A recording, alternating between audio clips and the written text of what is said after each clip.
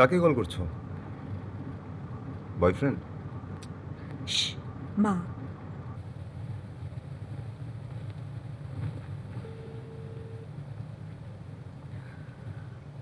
হ্যাঁ রোমানা। হ্যালো মা। হ্যাঁ হ্যাঁ বল। মা আজকে আমরা শিপ্রার বাসায় থাকবো। তোরা সবাই শিবরার বাসায় থাকবি? হ্যাঁ হ্যাঁ আমরা সবাই থাকবো।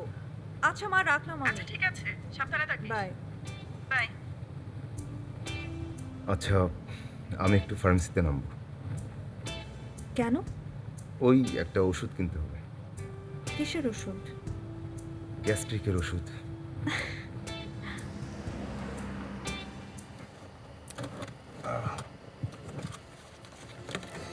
বসো, আসতেছি।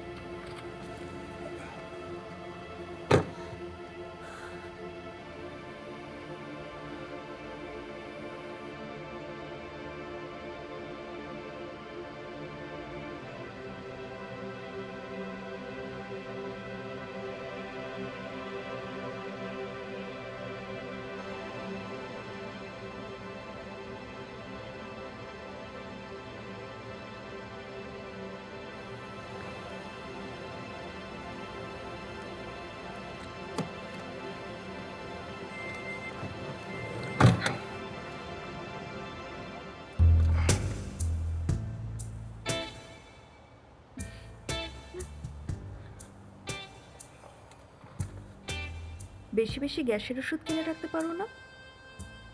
প্রয়োজন হয় না।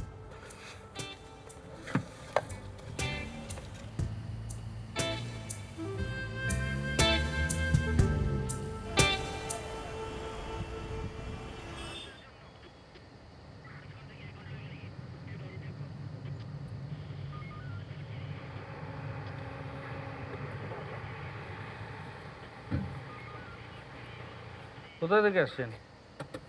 একটা দাওয়াত থেকে। কোথায় যাচ্ছেন? বাসায় যাচ্ছি। বাসা কোথায়? বসুন্ধরা আবাসিক। পাশে উনি কে? কাজে। ফ্রেন্ড। আপনি একটু বাইরে আসেন।